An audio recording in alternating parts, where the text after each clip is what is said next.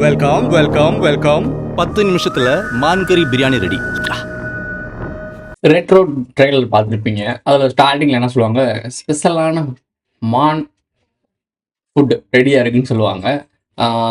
இப்போ இல்லை, அவங்க ஒரு காலகட்டத்தில் மான் கறி ரெடியாக இருக்குன்னு சொல்லுவாங்க.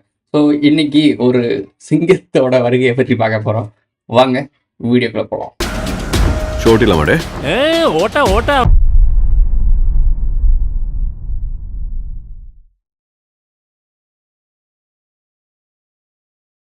ஷோ ஆரம்பிச்சிருவோமா? சரி, ஓகே. மேட்ரு என்ன அப்படின்னா, ஆரம்பத்திலேயே போரை பற்றி பேசுகிறாங்க. போரில் இறங்கி சண்டை போட்டு குத்தி குழம்பி ரத்தம் தெறிக்க ஒரு சண்டை போட்டாங்க, நல்லா இருக்கும். இதை விட்டு சோத்தை திண்டு போட்டு வீட்டில் உட்காந்து சொட்டி சட்டி பிளேயர் மாட்டே இருக்கிறது அப்படின்னு ஒரு வில்லன் கேரக்டர் காட்டுறாங்க. 2 பக்கம் டிராகன் சிம்பிள் போட்டு வச்சிருக்காப்புல. அவர் சொல்கிறாரு, அதுக்கு காரணம் என்னன்னா போர் கொடுக்கிற போதை இருக்கு. சண்டை திடீர்னு பீஸ் டெமோக்ரஸி எல்லாத்தையும் வீட்டுல உட்காந்துட்டு தின்னுட்டு தூங்கிட்டே இருங்கன்னா அது என்ன இல்லை. உங்களுக்கு சிம்பிளா ஒன்று கேட்குறேன். இது எல்லாமே கான்ஸ்பிரசி. நான் ஒரு கான்ஸ்பிரசி தேரி, ஏதோ ஒன்று நாங்கள் தெரியாத ஒரு விஷயத்தை சொல்லுவோம், கற்பனையில் பேசிக்கிட்டு இருக்கோம், என்னென்னமோ பேசிக்கிட்டு இருக்கோம். நாங்கள் ஒரு மனிதர்களே இல்லைன்னு வச்சுக்கோங்களேன். நாங்கள் ஒரு வேம்பேர்ஸ் இல்லை ஜாம்பீஸ் இல்லை என்னமோ ஒரு பேர் சொல்லுங்க, நாங்கள் வேற்றுக்கிறவாசின்னு கூட சொல்லிக்கோங்க. அது வரைக்கும் எனக்கு பிரச்சனையே கிடையாது. ஒரே ஒரு மேட்ரு கொண்டு கேட்குறேன். சினிமாக்காரங்க சீரியல்ஸில் வெப்சீரிஸில் இதில் எல்லாத்துலேயும் இப்போ எதற்கு எல்லாருமே போரை பற்றியே பேசுகிறானுங்க. எங்கே திரும்பினாலும் சரி, வெளிநாட்டு ஊடகங்களை விட்டுருங்க, உள்நாட்டில் நம்மளுடைய கோலிவுட்டில் நடக்கக்கூடிய படங்கள் சினிமாக்கள் எல்லாத்துலேயுமே போர் போர் போர் போர் வரட்டும், போரில் எடுத்துகிட்டு வாடான்னு ராயன் பாட்டில் போயிட்டு பேசுகிறான். எந்த படத்தை எடுத்தாலும் போர்ன்ற வார்த்தையை தவிர்க்காமல் எடுக்கிறானுங்க. காரணம் என்ன சொல்லுங்களேன்? என்ன அப்புறம் வேர்ல்டு வார் வரப்போகுதுன்னு சொல்கிறீங்க, அப்புறம் வராதுன்னு ஒரு கூட்டம் சொல்லிட்டு இருக்கு. நீங்களா ஏதாச்சும் ஒன்று சொல்லாதீங்கன்னா, என் சினிமாக்காரனுக்கு மட்டும் எப்படி தெரியுது? எல்லாரும் போர்னு பேசுகிறானுங்க. ஏன் போரை பற்றி மட்டுமே பேசுகிறானுங்க? ஏன் ரெடி பண்ணுறானுங்களா மென்டலா? இந்த கேள்வி யாருமே கேட்க மாட்டீங்க. கேட்குறவனு கான்ஸ்பிரசி தெரியுன்றீங்க. என்ன கடா நீங்கள்? தென்னாலின்னு ஒரு படம் இருக்கும். நீங்கள் சொல்கிற அந்த வடிவேல் நடித்த தென்னாலி படம் கிடையாது. நான் சொல்கிற படம் தென்னாலின்னு சொல்லிட்டு கமலஹாசன் நடித்த படம் இருக்கும்ல. அந்த படத்தில் ஒரு கேரக்டர் இருக்கும், முக்கியமான டாக்டர் கேரக்டரை காட்டியிருப்பாங்க. அந்த கேரக்டர் இங்கே ஒரு சீன் பண்ணியிருக்கு. சீக்வன்ஸ் பார்த்தீங்கன்னா கோமாளி மாதிரி காட்டியிருப்பாங்க. பின்னாடி ஒரு திருவிழா நடந்துட்டுருக்கு. சார், ஒரு ஃபங்க்ஷன் நடந்துகிட்ருக்கு.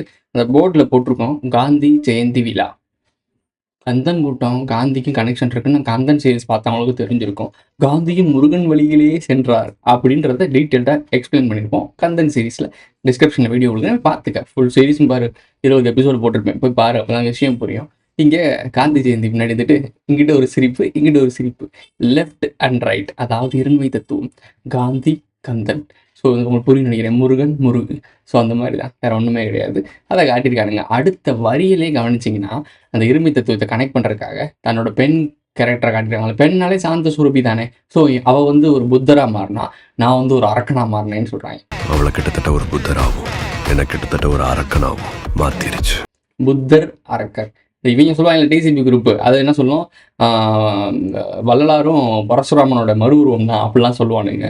அதே மாதிரி புத்தரும் பரசுராமனோட மறு உருவம் தான் சொல்லுவாங்க. இந்த மாதிரி ஒன்றுக்கு ஒரு இரட்டைத்தன்மை கொடுத்துருப்பானுங்க.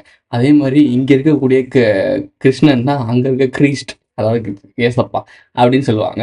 நம்ம இங்கே கிருஷ்ணப்பான்னுவோம், அங்கே ஏசப்பான்றாங்க, சோத்திரமான்றே சொல்லிட்டு போக வேண்டியதான். இவ்வளோதான் மேட்ரு. உலகத்தில் இருக்கக்கூடிய வரலாறுலாம் ரொம்ப சிம்பிளான வரலாறு. இவ்வளோ ஒரு பாத்திரத்தில் அடைச்சிடலாம். அதை எக்ஸ்ட்ரா பிலீஸ் பண்ணி எவாபரேட் பண்ணி இந்த பஞ்சம் டைலாம் சுற்றுவாங்க பார்த்திங்களா, அந்த மாதிரி சுற்றி இழுத்து இழுத்து இழுத்து இழுத்து கொண்டு இருக்காங்க. கிளைத்திரிவுலாம் கோர்த்து புது கேரக்டர்லாம் உள்ளே இறக்கி விட்டு போங்கடா, அநியாயம் பண்ணி வச்சிருக்கீங்கடா. சரி, ரைட்டு, இன்னும் நிறைய வேண்டர் இருக்கு பாருங்க. எப்போ வருவோம்? சிறப்பான தரமான சம்பவம்லாம் இனி பார்ப்பீங்கடா. எப்போ வருவான் அப்படின்னு கேட்டான். எப்போ வருமோன்னு காத்துக்கிட்டே இருக்காங்க. அண்ணன் வரப்போறாரு, வழி விடுங்கன்னு சொல்லி எல்லாருமே ரெடி ஆகிட்டு இருக்காங்க. அதான் கிரவுண்டை கிளியர் பண்ணிட்டு இருக்கானுங்க. அண்ணன் வரப்போறாரு, அதாவது சிங்கம் வரப்போகுது, அதான் மேட்ரு. எப்போ வருவான்னு கேட்டோன்னே, சிறப்பான சம்பவம்லாம் பார்க்க போறீங்கன்னு சொல்லிட்டு அளவு டைலாக் சொல்றாரு. அடுத்த கட்டுக்கு வந்தீங்கன்னா நம்மளோட வில்லன் கேரக்டரை காட்டுறாங்க. அந்த வில்லன் கேரக்டர் ஒரு டைலாக் சொல்லுது, உண்மையான ஒரு போருக்காக தான் காத்திருக்கேன், வர சொல்லி உங்களுடைய அந்த ஒன்றை கையில் அம்பு வச்சிருக்காப்புல. அம்புக்கு பேர் போன ஆட்கள் யாரு? ராமரை குறிக்கலாம். அப்புறம் அடுத்து ராமாயணத்தில் ராமரை குறிக்கலாம். அதுக்கப்புறம் இங்கிட்டு வரணும்ல, மகாபாரதத்தில் 7,000 வருஷத்துக்கு முன்னாடினா ராமாயணம். நான் இவங்களோட கணக்குப்படி சொல்கிறேன், கூட அதெல்லாம் ரொம்ப கூட. 7,000 வருஷத்துக்கு முன்னாடி ராமரை கனெக்ட் பண்ணலாம். உண்மையான போர் வரணும்னு தான் காத்திருக்கோம், போய் சீக்கிரம் வர சொல்லு அந்த ஒருத்தன்.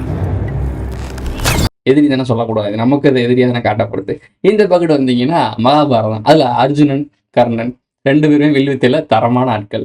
கர்ணனை தோற்கடிக்க முடியாது, நேரடியா தூக்க முடியாதுன்ற தேர தூக்க வச்சு பல வேலைகள் சில்லற வேலைய பார்த்தாய்ங்க. இந்த அர்ஜுன பாண்டிய பயம்ல. சரி அடுத்த வீடியோல அர்ஜுன பாண்டியனுக்கு வருவோம். இந்த வீடியோல கொண்டு குழப்பம் வேணாம். ஸோ இந்த காட்டுறாங்க. கெட்ட காட்டுறாங்க. சிங்க முகத்தை கொண்ட சிங்கம் வருது. அப்பதான் ஒரு பாடல் வரிகள் சொல்றாங்க.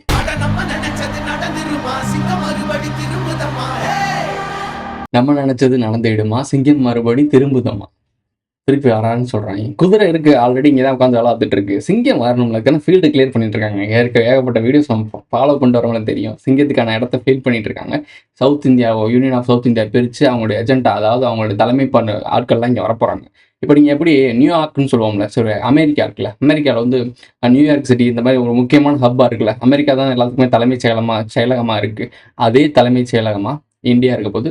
ப்ரோ இந்தியா தானே ப்ரோ இருக்கும், சவுத் இந்தியா இருக்க போது. ஸோ அதுக்காக சவுத் இந்தியா ரெடி பண்ணிட்டு இருக்காங்க. அண்டர் கிரவுண்டில் பல வேலைகள் போயிட்டு இருக்கு. பல இடங்கள்ல இப்போ சொன்னாங்களே, திண்டுக்கல்லா ஏதோ ஒரு ஏரியா சொன்னாங்கன்னு நினைக்கிறேன். ஏதோ ஒரு ஏரியா பேர் சரியா ஞாபகம் இல்லை, தெரிஞ்ச கமெண்ட்டும் சொல்லுங்கள். அடியில் அண்டர் கிரவுண்டில் சவுண்டு கேட்குதுன்றாங்க. திடீர்னு வெடி சத்தம் கேட்குது, விமானங்கள்லாம் பறந்துகிட்டு இருக்குன்னு சொல்கிறாங்க. போர் விமானங்கள். இந்த ஒரு சொன்னாப்புல இல்லை, உண்மையான போருக்கு ரெடி ஆகும்னு. அவங்க ரெடி ஆகிட்டு இருக்காங்க. அவ்வளோதான், வேற என்ன பண்ணுறது. சரி போர்னு பேசிட்டா விஷயத்துக்கு வரணும்ல. இந்த ராமாயணத்தை பற்றி பேசிட்டோம், மகாபாரத்தை பற்றி பேசிட்டோம். அதை பற்றி கொஞ்சம் டேட்டை கனெக்ட் பண்ணணும்ல. இந்த சிமிலாரிட்டி இருக்குல்ல, இந்த சிமிலாரிட்டி இது எல்லாமே இயற்கையாக ஒரு சண்டை நடந்துச்சு அப்படின்னு நம்ம நினச்சிக்கிட்டு இருக்கோம். ராமாயணமும் மகாபாரதம், அதுக்கப்புறம் 1ஆம் உலகப் போர், 2ஆம் உலகப் போர், இதெல்லாம் ஒரு நம்ம சிமிலராக நடந்த விஷயம் நம்ம நினச்சிக்கிட்டு இருக்கோம். அது எதுவுமே கிடையாது. விஷயத்த டீட்டெயிலாக பார்க்கலாம். கமலஹாசன் மொழி போரை பற்றி பேசுகிறாப்புல நியூஸ் பேப்பரில் வந்துருக்கு. எல்லாமே சிமிலராக கனெக்ட் ஆகுது. இதெல்லாம் நம்மகிட்ட வந்து சேர்ந்துருது. நான் உடனே முன்னாடியே சொல்லியிருக்கேன், ஒன்று பாசிட்டிவ் சைடில் வந்து கொடுப்பாங்க, இன்னொன்று நெகட்டிவ் சைட்லேயும் கொடுப்பாங்க. இந்த ரெண்டில் எதுன்றது புரிஞ்சுக்கிட்டு தான் பேசணும். இது எப்படி பார்த்தாலும் இது பாசிட்டிவ் சைடு கிடையாது, நெகட்டிவ் தான். போர்ன்றது நெகட்டிவ் தான். நம்ம சைடில் இருந்தாலும் சரி, அவன் சைடில் இருந்தாலும் சரி, எல்லாத்தையும் இழப்பு தானே. அவன் சைட்லேயும் நான் இழப்பு தான், நம்ம சைட்லேயும் இழப்பு தான். அப்போ தவறு தான் இது. மொழி போர் பற்றி பேசுகிறாப்புல தலைமை. எதுக்கு பேசணும், ஹிந்தி இஸ் தமிழ். இப்போ நம்ம இவர் இருக்காப்புல இல்லை, நம்மளுடைய அப்பா இருக்காருல்ல, தமிழ்நாட்டு அப்பா. அவர் என்ன சொல்கிறாரு அப்படின்னா, தமிழ்நாட்டில் அரசாணைகள் ஃபுல்லாக இனிமேல் தமிழில் தான் வருமா. அப்போ இவ்வளோ நாள் 50 ஆண்டு காலமாக ஆண்டுகிட்டு இருந்த இந்த திராவிட கழகம், தமிழர்களுக்கான கழகம் ஏன் தமிழில் விடலை? அது அதுக்கு நேரமும் காலமும் வரும், அப்போ தான் நாங்கள் இறக்குவோன்றது கரெக்டாக. அப்போ அரசியல் அவங்களுக்காக நடக்குது, அவங்க மேலே நின்றுக்கிறதுக்காக நடக்குது. அவங்களுடைய அந்த தலைமை, அந்த நாற்காலி இருக்குல்ல, நாற்காலி சேர் வந்து முட்டு கொடுக்குறதுக்காக அப்பப்போ தமிழ் தூக்கி முட்டு கொடுப்பாங்க. ஸோ இதே மாதிரி மேட்ரு தான் இப்பயும் பண்ணிட்டு இருக்காங்க. அப்போது அவங்க அந்த அரியணையில் உட்காரதுக்கு அரசியல் பண்ணிட்டு இருக்காங்க. நீங்கள் நல்லா இருக்கணும்னு நம்ம அரசியல் பண்ணலை. இதை மைண்டில் வச்சுக்கிட்டு அடுத்த கனெக்ஷன் பண்ணலாம். மகாபாரதத்துக்கு போகணும், இல்லை ராமாயணம் ஃபஸ்ட்டு. ராமாயணத்துக்கு போவோம். 7000 ஆண்டுகளுக்கு முன்னாடி நடந்துச்சு. அது எப்போ நடந்துச்சு அப்படின்றத பார்ப்போம். அது ஏன் நடந்துச்சு, எதுக்கு நடந்துச்சுலாம் அப்புறம். எல்லாமே மனித பலிக்காக தான். ஸோ அது நடந்ததுக்கான காரணம் மெயின் மேட்டராக சொல்லிடுறேன், மனித பலிகளுக்காக. மனிதனுடைய ஆற்றல் வெளியே போகணும், அதை ஒருத்தி சாப்பிட்றேன், எவ்வளோதான் மேட்ரு. ஸோ அதுக்காக 2 பேர் அடிச்சு சாகணும், செத்தாக தான் கூட்டமாக சாவாங்க, அப்போ தான் பலிகள் அதிகமாக எடுக்க முடியும். ஸோ இது ஒரு மேட்ரு. அது காலகட்டங்களை மட்டும் கவனிப்போம். ராமாயணம் நவம்பர் டிசம்பர் 19 இந்த டைமிங்கில் டேட்டை கூட சிமிலராக 19, 18 இது மாதிரி தான் வருது. ராமாயணம் நோட் பண்ணிக்கோ, நவம்பர் டிசம்பரில் நடந்திருக்கு. ஓகே, கிட்டத்தட்ட கார்த்திகை இருக்குல்ல, கார்த்திகை மாதம்னு சொல்லுவாங்கள்ல, அதுக்கு கிட்ட நெருக்கமாக தான் எடுப்பாங்க எல்லாமே. ஓகே, ராமாயணத்தை பார்த்தோமா. மகாபாரதத்தை எப்படி எட்டி பார்த்துருவோம். மகாபாரதம் அதே கார்த்திகை மாதத்தை ஒட்டி நவம்பர் டிசம்பரில் தான் நடந்திருக்குன்னு சொல்கிறாங்க. ப்ரோ அது எப்படி ப்ரோ 7000 ஆண்டுகளுக்கு முன்னாடி நடந்த போரும் ஐயா கிட்டத்தட்ட ஒரு 2000 ஆண்டுகள் தாண்டி 5000 ஆண்டுகள் நடந்த ஒரு போரும் ஒரே மாதிரி மாதத்தில் நடத்துவாங்க. அவங்களுக்கு எந்த இடத்துல எப்போ ஆற்றல் தேவைப்படுதோ, எப்போ மக்களை போட்டு தள்ளி ஆற்றல் எடுக்கணும்னு சொல்லி இன்ஸ்ட்ரக்ஷன் வருதோ. இப்போது உங்களுக்கு தெரிஞ்சது இந்த 3rd டைமென்ஷன் நடக்கக்கூடிய வார் தான். பல டைமென்ஷன்கள் இருக்குது, கிட்டத்தட்ட 14 வரைக்கும் இருக்குது. 14 வரைக்கும் நடக்கிற வார் அவங்களுக்கு ஒரு சில இடத்துல, தம்பி இங்கே படைபலம் தேவைப்படுது தம்பி, நமக்கு ஆற்றல் அதிகமாக தேவைப்படுது, வெப்பன்ஸ்லாம் வேணும், அப்போது அங்கே போட்டுதல் அப்படின்னு சொல்லிட்டு 3rd டைமென்ஷனுக்கு மெசேஜ் வரும். அப்போ இங்கேக்குள்ளே கிளர்ச்சியை உருவாக்கி ஒரு போரை உருவாக்கணும். கரெக்டாக இதெல்லாம் கோர்வையாக போகும். நம்ம இந்த டைமிங்கில் மேலே வந்து ஒரு சண்டை நடக்க போது, சண்டைக்கு நமக்கு ஆற்றல் அதிகமாக வேணும்னா மனித ஆற்றல் வேணும். நான் சொல்கிற டைமென்ஷன் வார சொல்கிறேன். அங்கே நடந்துட்டு இருக்க சண்டைக்கு மனிதனோட ஆற்றல் தான் பவர். இங்கேருந்து கன்று, துப்பாக்கி, வாயில் சொல்லக்கூடாது, இந்த மாதிரி வச்சு டுப்பு பண்ணுவாங்கல்ல, இதெல்லாம் பயன்படுத்தி சண்டை போடுவாங்க. இல்லை வெங்காயம், பெரிய வெங்காயம், அதாவது அப்டேட் பண்ணப்பட்ட வெங்காயம், கேரட்லாம் தூக்கி எறிவாங்க, உங்களுக்கு தெரியும் நினைக்கிறேன். இதெல்லாம் பண்ணுவாங்க. பட் டைமென்ஷனில் இந்த மாதிரிலாம் இருக்காது. அங்கே ஆற்றலுக்கு தான் சண்டை நடக்கும். ஸோ ஆக்கத்துக்கும் அழிவுக்கும் தான் சண்டை நடக்கும். அப்போது அதுக்கு ஆற்றல் அதிகமாகணும், அப்போ அதுக்கு பவர் கிடைக்கணும். அந்த பவர் எங்கேருந்து கிடைக்கும்? சோர்ஸ்னால் பூமி, 3rd டைமென்ஷன் வந்து இங்கே இருக்க மனிதன்கிட்ட தான் ஆற்றல் எடுக்கிறாங்க. அப்போது ஒரு குறிப்பிட்ட ஒரு 2000 பேர், 2 லட்சம் பேர், 3 லட்சம் பேர், கிட்டத்தட்ட கோடி பேர் செத்தா இந்த ஆற்றலை உரியவே நமக்கு எதிரி. இந்த எதிரி தான் ஸ்கிரிப்டை கிரியேட் பண்ணுறான்.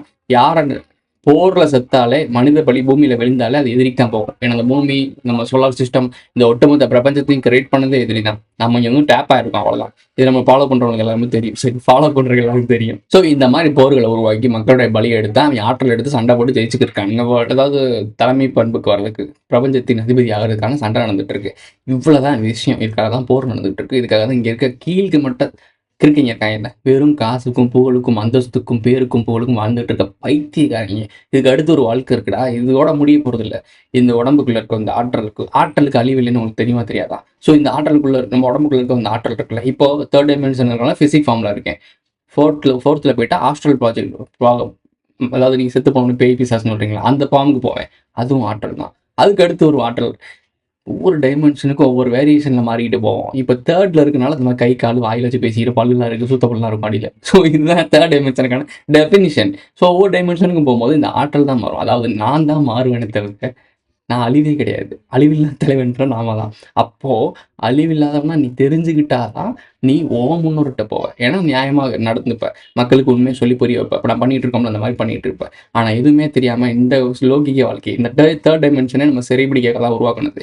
இந்த சிறையில் அது எதிரிக்கு வேலை பார்க்குற குழி தோண்டி வேலை பார்ப்பான் இல்லை, குள்ளநரிகள், அந்த வேலை பார்க்குறவனுக்கு சலுகை கொடுக்குறது. ஓகே உன்னால் இது பண்ணிக்கோ, நீ தப்பு பண்ணால் விட்டுருவோம், உனக்கு இதில் விட்டுருவோம், நீ எவ்வளோலாம் சம்பாதிச்சுக்கலாம், வரி ஏய்ப்பு என்ன வேணால் பண்ணிக்கலாம், ஏன்னா நீ எங்களுக்கு வேலை பார்க்குற. ஜெயிலே அவனோடது. அப்போ அவன் என்ன வேணால் பண்ணலாம்ல. இதில் ஜெயிலில் இருக்கோம்னு உனக்கு தெரியாது. அப்போ நீ என்ன பண்ணுவேன்? சார் நம்ம வாழ்க்கை காலையில் இருந்துச்சோன்னு வேலைக்கு போகணும், நைட்டு தூங்கணும், அப்புறம் பிள்ளை குட்டி வளர்க்கணும், சோறு கருமாண்டா. இது எப்படி நான் சொல்லி புரிய வைக்க? விஷயம் எல்லாம் புரிஞ்சிருச்சு எனக்கு. இது எப்படி எக்ஸ்பிளைன் பண்ணுறதுன்னு தெரியல. நானும் மறைமுகமாக நிறைய இடத்துல எக்ஸ்பிளைன் பண்ணிட்டு இருக்கேன், புரிஞ்சுக்கிட்டு வரமாட்டேன். நான் என்ன பண்ணுறது? ஓகே மக்களே, இதோட இந்த முடிஞ்சிச்சு. இந்த பிடிச்சிருந்தா லைக் பண்ணுங்க, கமெண்ட் பண்ணுங்க, சப்ஸ்கிரைப் பண்ணுங்க, மறக்காம பெல் ஐகானை ஆள விடு. இது ஒரு ஃப்ரெண்ட்ஸ்லாம் ஷேர் பண்ணுங்க. ஆற்றலுக்கு அழிவில்லை, அதை மட்டும் மைண்டில் வச்சுக்க. அந்த ஆற்றலே நீ தான். அப்போ நீ யாருன்றதை புரிஞ்சுக்க. யாரையாச்சும் தேடி ஓடணுமா? உனக்கு யாராச்சும் ஹெல்ப் பண்ணணுமா? இந்த அலாவுதீன் அற்புத விளக்கை பயன்படுத்து. அதை பற்றி நான் சொல்கிறேன். அலாவுதீன் அற்புத விளக்கை பற்றி பேசணும் அப்படின்னா வீடியோ கமெண்ட்டில் சொல்லுங்கள். எவ்வளோ பேர் சொல்கிறீங்கன்னு பார்த்தா சொல்லுவேன். சும்மா நம்மளே சொல்லிக்க கூடாது. உங்களுக்கு விருப்பம் நம்மள தான் சொல்லுவேன். அடுத்த சந்திக்கலாம்.